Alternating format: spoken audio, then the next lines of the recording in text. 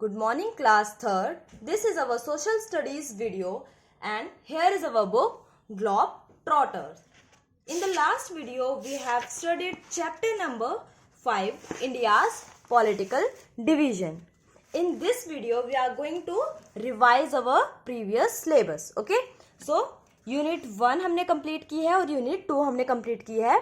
अभी ये एक रिवीजन वीडियो रहेगी जिसमें first, second, third, fourth and fifth chapter का एक क्विक रिवीजन होगा.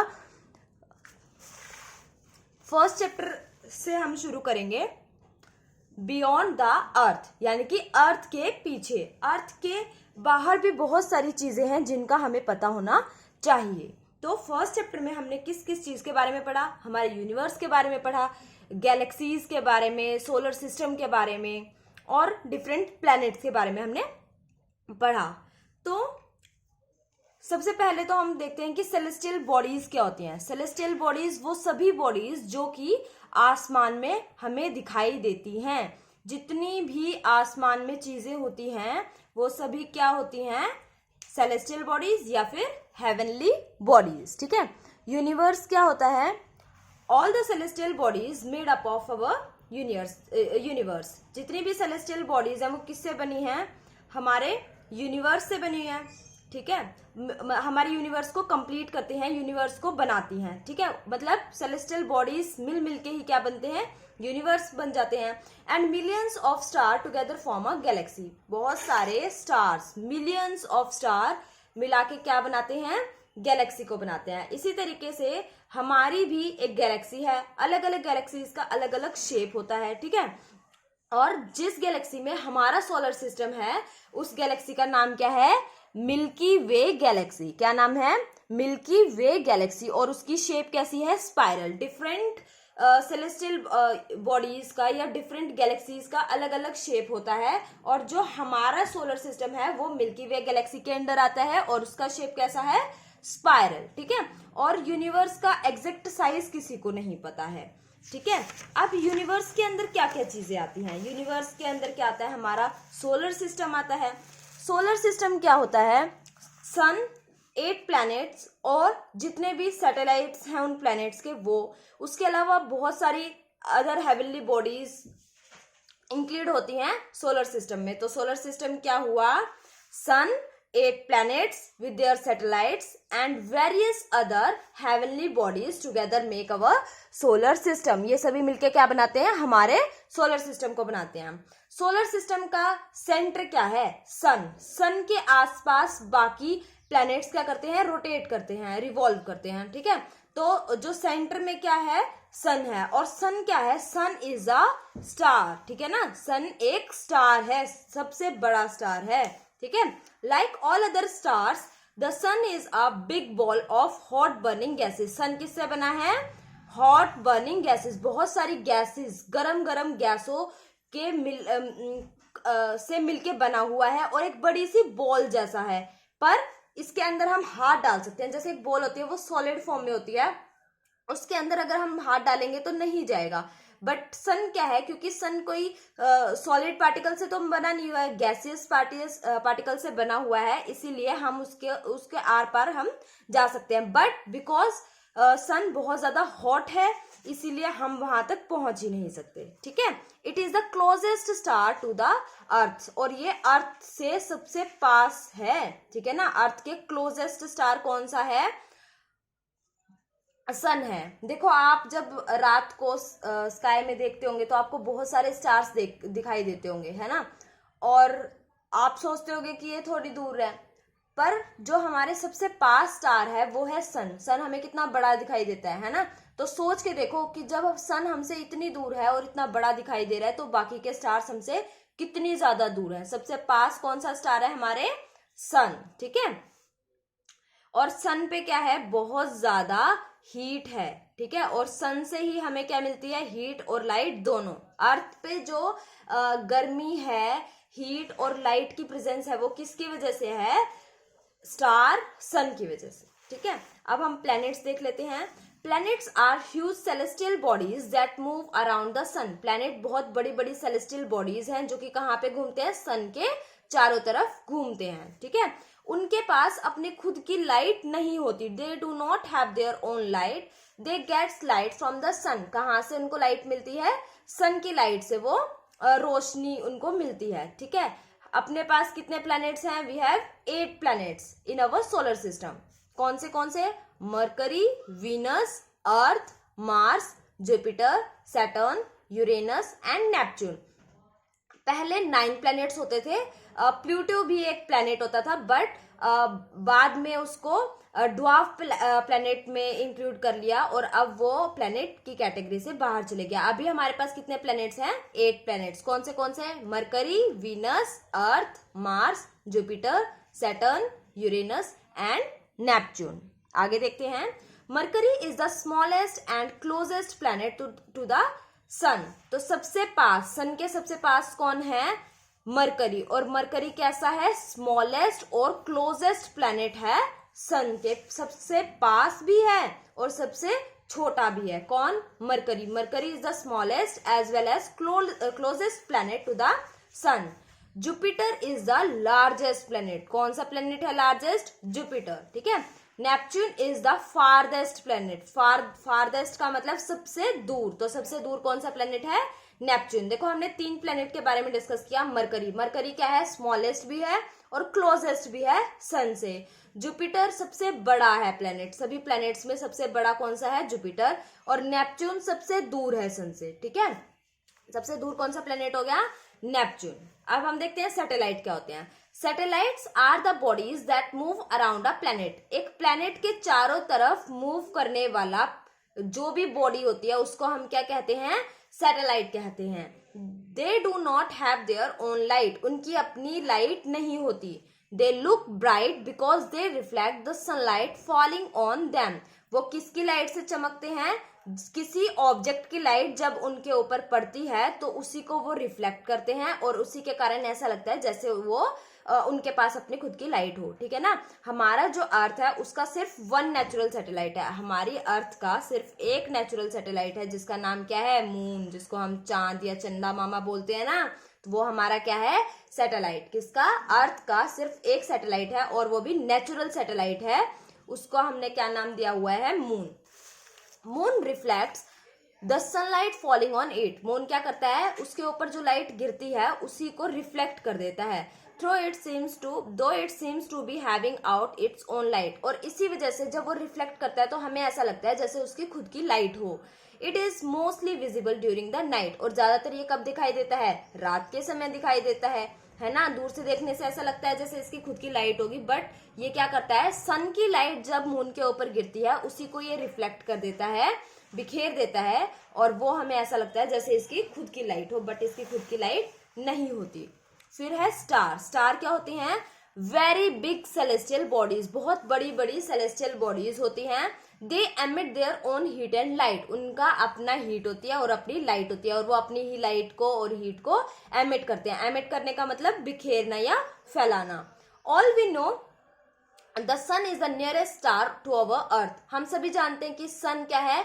नियरेस्ट स्टार है अर्थ से। अभी हमने पीछे पढ़ा था। ठीक है। Sometimes stars are arranged in groups that make various pattern. कभी कभी हम आसमान में देखते हैं और हमें कैसा लगता है जैसे आसमान में तो क्या है, कोई घोड़े की शेप में दिखाई देगा, या कहीं चम्मच बन रही है, या फिर कोई भालू जैसा हमें दिखाई दे रहा है। तो हम ऐसे देखते हैं, बादलों की भी शेप बनती है ना। इसी तरीके से जब हम स्टार्स को ध्यान से देखते हैं तो ऐसा लगता है जैसे स्टार भी किसी एक शेप में है। तो ये जो डिफरेंट शेप होती है ये कुछ ना कुछ पैटर्न बनाती है और इनको हम क्या बोलते हैं? कॉन्स्टलेशन। क्या बोलते हैं? कॉन्स्टलेशंस। ठीक है। जैसे कि इसके कुछ एग्जाम्पल हैं। ओरियन, ओरियन को हम द हंटर भी बोलते हैं। फिर है Leo, the lion. Ursa Major, the greatest bear. ये कुछ फेमस कॉन्स्टलेशन है जो हमें मोस्टली स्काई में जब हम देखते हैं तो दिखाई दे जाते हैं। ठीक है। अब एक चीज इंपॉर्टेंट है, प्रोक्सिमा सेंचुरी। प्रोक्सिमा सेंचुरी क्या है? Is the next closest star to the earth after the sun. Sun सबसे क्लोजेस्ट स्टार है हमारे, पर सन के बाद जो दूसरा सबसे क्लोजेस्ट स्टार है उसका नाम क्या है? Proxima Centauri. ये इंपॉर्टेंट टर्म है, इसको ध्यान से देखेंगे। हमारा सेकंड क्लोजेस्ट स्टार कौन सा है? Proxima Centauri. ठीक है। बैक एक्सरसाइज और क्विक रिवीजन हम ऑलरेडी डिस्कस कर चुके हैं और आई होप आपको वो लर्न भी होंगे। जिस बच्चे को लर्न नहीं होंगे वो अभी रिवाइज करेगा उन्हें, ठीक है, लर्न करेगा, और जिसको लर्न है वो रिवीजन करेगा। ये हुआ हमारा चैप्टर नंबर 1। अब हम देखते हैं chapter number 2, that is earth and the environment. Earth क्या है और अर्थ का एनवायरमेंट कैसा है, ये सब हमने पढ़ा था इस चैप्टर में। तो प्रीवियस चैप्टर में तो हमने देखा कि अर्थ क्या है, एक प्लैनेट है, और भी 8 प्लैनेट होते हैं टोटल सोलर सिस्टम के अंदर, और ये सभी किसके चारों तरफ घूमते हैं, सन के चारों तरफ घूमते हैं। ये हमने पहले चैप्टर में डिस्कस कर लिया है। अब अर्थ से बाहर भी है प्लैनेट्स हैं, वो सब किस में आते हैं, सोलर सिस्टम में, और बहुत सारे सोलर सिस्टम है पूरे यूनिवर्स में। अब हम देखते हैं कि देखो जैसे बाकी बहुत सारे प्लैनेट्स हैं, पर जब हम लाइफ की बात करें तो सिर्फ बोलते हैं कि अर्थ पे ही लाइफ पॉसिबल है, दूसरे प्लैनेट्स पे तो लाइफ पॉसिबल है ही नहीं। तो इसका रीजन क्या है, अर्थ इतना यूनिक प्लैनेट क्यों है कि सिर्फ अर्थ पे ही लाइफ पॉसिबल है, बाकी किसी प्लैनेट्स पे लाइफ पॉसिबल नहीं है। ह्यूमन बींग्स, एनिमल्स और प्लांट्स सिर्फ अर्थ पे ही क्यों मिलते हैं, किसी और प्लेनेट पे क्यों नहीं है वो? क्योंकि अर्थ पे देखो लाइफ पॉसिबल होने के 2 रीजन है। सबसे बड़ी चीज तो क्या है, वाटर एंड एयर। एयर और वाटर कहाँ पे पाई जाती है, सिर्फ अर्थ पे पाई जाती है, और ये क्या है, मेन फैक्टर है लाइफ की एग्जिस्टेंस के, ठीक है ना। हम एग्जिस्ट ही किस वजह से करते हैं, वाटर और एयर। अगर हमें पानी नहीं मिलेगा तो एक टाइम तक ही हम सस्टेन कर पाएंगे, उसके बाद हम मर जाएंगे। अगर हमें ऑक्सीजन यानी कि एयर नहीं मिलेगी तो भी हम मर जाएंगे। तो सबसे इंपॉर्टेंट चीज तो क्या है कि अर्थ पे क्या है, एयर एंड वाटर अवेलेबल है, जिसकी वजह से हम लिविंग हैं। दूसरी चीज क्या है, अर्थ का टेम्परेचर। ये भी एक बहुत इंपॉर्टेंट फैक्टर है जिसकी वजह से अर्थ पे लाइफ पॉसिबल है। अर्थ का टेम्परेचर ना तो बहुत ज्यादा ठंडा है ना बहुत ज्यादा गर्म है। जैसे हम बात करें मरकरी या वीनस की, तो इन पे क्या है, टेम्परेचर बहुत ही ज्यादा गर्म है, ठीक है ना, बहुत हॉट टेम्परेचर है, बहुत ज्यादा है टेम्परेचर, क्योंकि ये सन के बहुत क्लोज हैं, ठीक है। या फिर हम बात करें नेपच्यून, जुपिटर, सैटर्न, इन सब की, तो ये सन से इतने ज्यादा दूर है कि ये बहुत ही ठंडे हैं, ठीक है, इस वजह से वहां भी लाइफ पॉसिबल नहीं है। तो अर्थ एक ऐसा प्लेनेट है जो कि बिल्कुल सही जगह पे है, जहां पे अर्थ को प्रॉपर हीट भी मिलती है और वो कोल्ड भी है, ठीक है ना, ठंड भी है वहां पे और गर्मी भी है, जिसकी वजह से उसका जो टेम्परेचर है वो मेंटेन रहता है और लाइफ पॉसिबल होती है, ठीक है। अब हम बात करते हैं शेप ऑफ द अर्थ, कि अर्थ की शेप कैसी है। पहले जो पुराने समय के लोग होते थे उनको ज्यादा तो पता नहीं था, पर वो ऐसा सोचते थे कि अर्थ कैसी है, फ्लैट, क्योंकि हम एक जगह से दूसरी जगह जाते हैं तो क्या है, समतल भूमि मिलेगी, है ना, जाते रहेंगे। तो ऐसा तो नहीं होता कि हम कहीं मतलब चलते रहें और शेप चेंज हो जाए अर्थ की। तो हमें लगता था कि अर्थ कैसी है, फ्लैट, ठीक है। बहुत दूर दूर तक गए, उसकी डायरेक्शंस का हमें पता चला, पर उनका मानना ये था कि किसी एक सेंटर पे, किसी एक पॉइंट पे जाके हम क्या, अर्थ से गिर जाएंगे, क्योंकि उसका कोई ना कोई तो उसका एंड पॉइंट होगा, अगर वो फ्लैट है तो। हमें ऐसा क्या लगता था कि हम गिर जाएंगे किसी एक पॉइंट पे पहुंच के, कि कहीं ना कहीं तो उसका एक एंड पॉइंट होगा अर्थ का। फिर उन्होंने सोचा कि जो सन है वो किसके चारों तरफ घूमता है, अर्थ के चारों तरफ घूमता है, ठीक है। फिर एक ग्रीक फिलोसफर थे और मैथमेटिशियन भी थे जिनका नाम था पाइथागोरस। उन्होंने सबसे पहले ये सजेस्ट किया कि जो अर्थ का शेप है वो कैसा है, राउंड है। पर बाद में जो निकोलस कोपरनिकस थे, एक साइंटिस्ट थे, कहाँ के थे वो, पोलैंड के थे, उन्होंने क्या कहा कि अर्थ क्या है, मूव करती है सन के चारों तरफ। दूसरी मतलब ये नहीं कहा कि सन मूव करता है अर्थ के चारों तरफ। पहले तो हम क्या सोचते थे कि सन अर्थ के चारों तरफ घूमता है, पर हमें किसने बताया, निकोलस कोपरनिकस, जो कि पोलैंड के साइंटिस्ट थे, उन्होंने ये बताया कि सन नहीं घूमता हमारे चारों तरफ, हम घूमते हैं सन के चारों तरफ, ठीक है। उसके बाद 1519 में क्या होता है, एक पुर्तगीज सेलर होता है, एक नाविक होता है, नाव चलाने वाला, उसका नाम होता है फर्डिनेंड मैगलिन। क्या नाम होता है, फर्डिनेंड मैगलिन। और वो एक यात्रा पे निकलते हैं। वॉयज का मतलब होता है जो हम समुद्र, ट्रेवल बाय सी जब हम करते हैं, समुद्र के रास्ते कोई यात्रा करते हैं जहाज से, तो उसको हम क्या बोलते हैं, वॉयज, ठीक है। तो उन्होंने एक यात्रा पे निकले, कौन, फर्डिनेंड मैगलिन, कब, 1519 में। कहाँ से चले थे, वो स्पेन से चले थे, ठीक है। और लगभग वो 241 मैन का एक ट्रूप लेके चले थे, टोली लेके चले थे अपने साथ में। और कौन सी डायरेक्शन से उन्होंने मूव करना स्टार्ट किया, वेस्ट डायरेक्शन में, वो वेस्ट डायरेक्शन की साइड वो बढ़ते चले गए। एक हादसा हुआ, एक लड़ाई हो गई रास्ते में, जिसकी वजह से 1521 में उनकी डेथ हो गई और काफी सारे लोग उसमें मरते गए। 3 साल के बाद क्या हुआ, 1522 में उनका जो शिप था विक्टोरिया, शिप का नाम क्या था, विक्टोरिया, वो उसी जगह पे आ गया जहां से उन्होंने स्टार्ट किया था। कितने आदमियों के साथ, 18 आदमियों के साथ। टोटल कितने थे, 241, जिसमें से बाकी सारे मर गए और कितने बचे, सिर्फ 18 मैन बचे।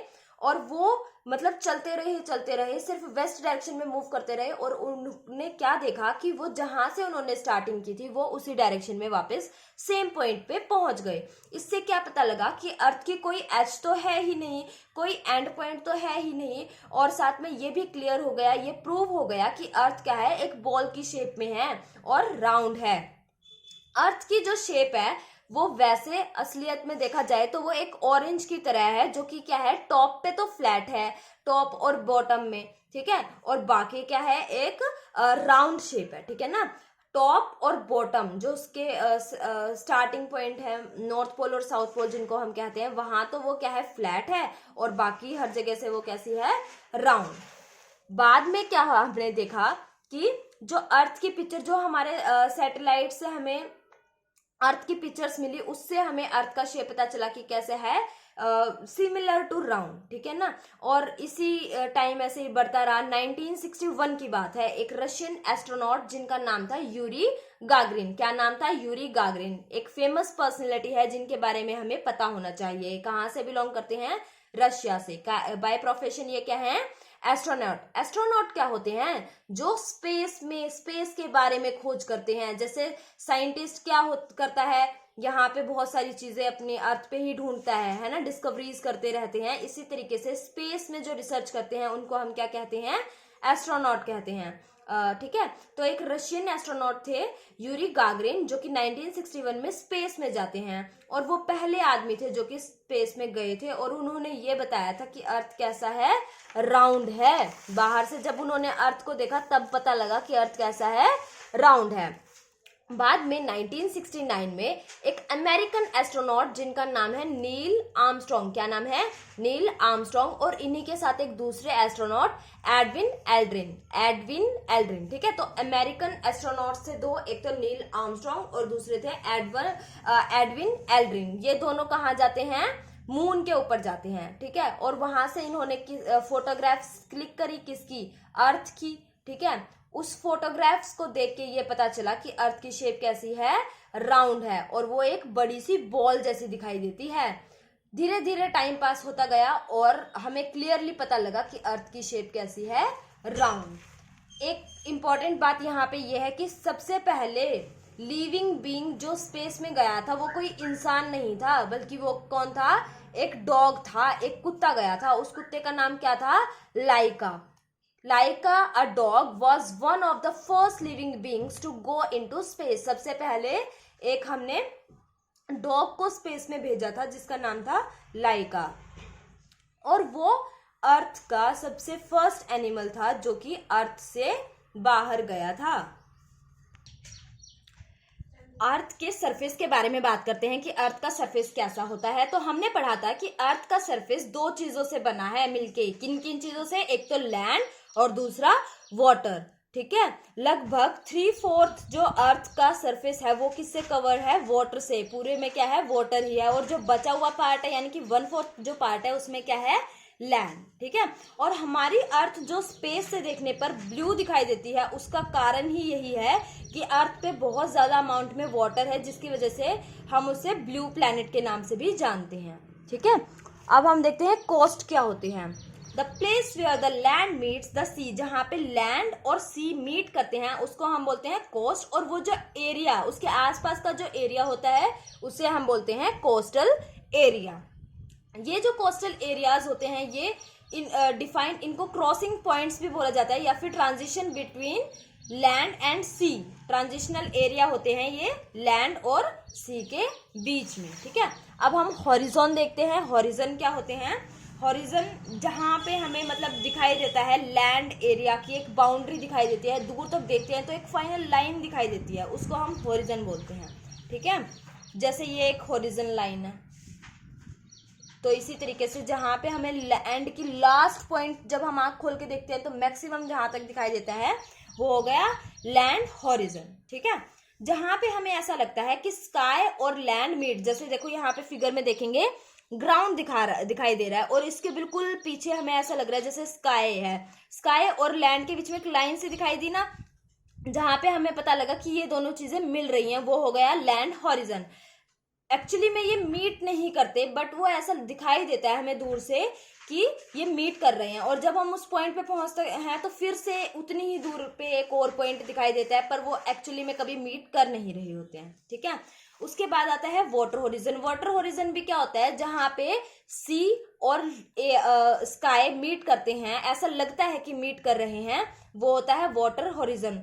जैसे लैंड होरिजन में लैंड और स्काई मीट नहीं करते, इसी तरीके से वाटर होरिजन में भी वाटर और सी और स्काई मीट नहीं करते। उसके बाद एनवायरमेंट ऑफ द अर्थ। अर्थ का एनवायरमेंट कैसा है? हम एनवायरमेंट क्या होता है? हमारे आसपास का जो सराउंडिंग है, ठीक है ना।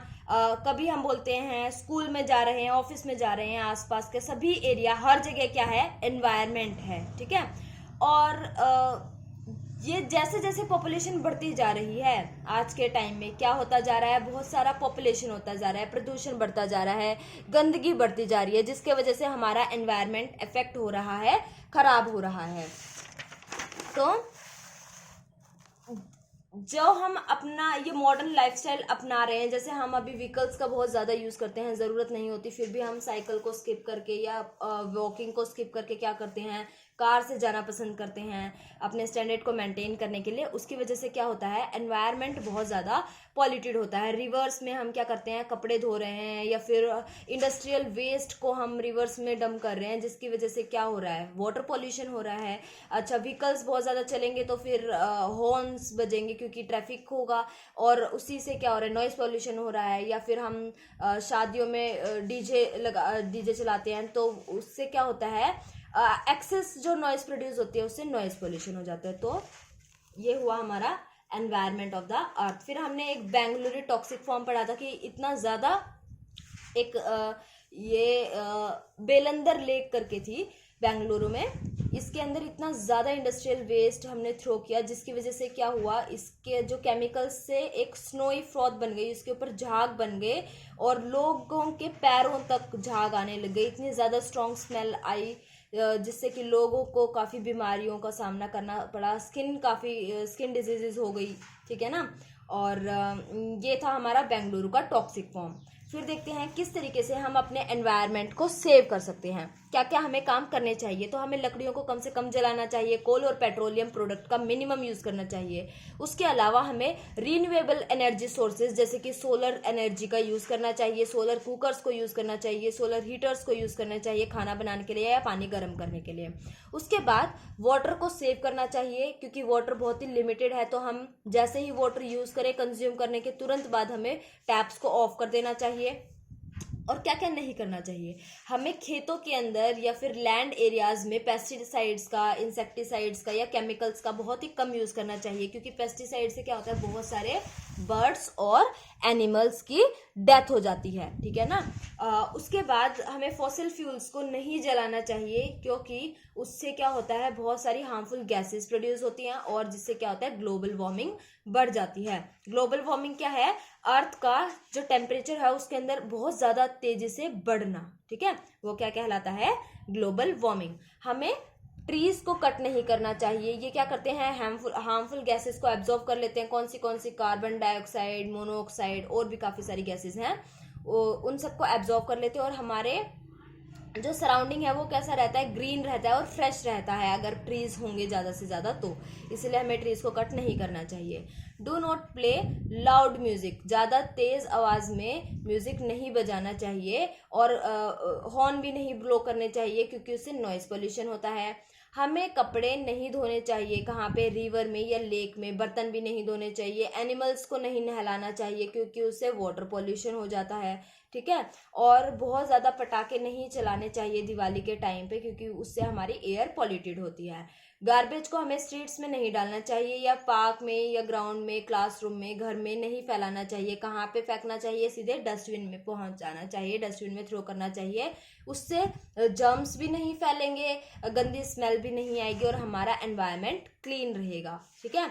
पॉलिथीन बैग्स का यूज़ नहीं करना चाहिए और प्लास्टिक कप्स का भी यूज़ नहीं करना चाहिए क्योंकि वो नालियों में फंस जाते हैं, जिसके कारण बहुत सारे बैक्टीरिया और जर्म्स क्या होते हैं, ग्रो कर जाते हैं। उसके अलावा जैसे काऊ बेफेलो जो घूम रही होती हैं वो उसको खा लेते हैं, जिसकी वजह से उनकी डेथ भी हो जाती है। तो ये हुए हमारे एनवायरनमेंट को कुछ सेव करने के लिए कुछ डूज एंड डोंट्स, क्या करना चाहिए और क्या नहीं करना चाहिए। तो हमने इस वीडियो में चैप्टर नंबर 1 और 2 डिस्कस किया है। फर्स्ट और सेकंड चैप्टर का होमवर्क ये रहेगा, आप दोबारा से चैप्टर को रीड करेंगे। पीछे वाली जो वीडियोस हैं चैप्टर जिसके अंदर क्लियरली पढ़ाया है, प्रोनाउंसिएशन बताई है, कैसे वर्ड्स को बोला जाता है और डिफरेंट उनके मीनिंग क्या थे, उस सारा कॉन्सेप्ट, क्विक रिवीजन और बैक एक्सरसाइज, सब कुछ आपको याद होना चाहिए। चैप्टर नंबर 1 और 2 को रिवाइज करना है। ऑलराइट, नेक्स्ट वीडियो में हम चैप्टर नंबर 3 से आगे चलेंगे। Thank you.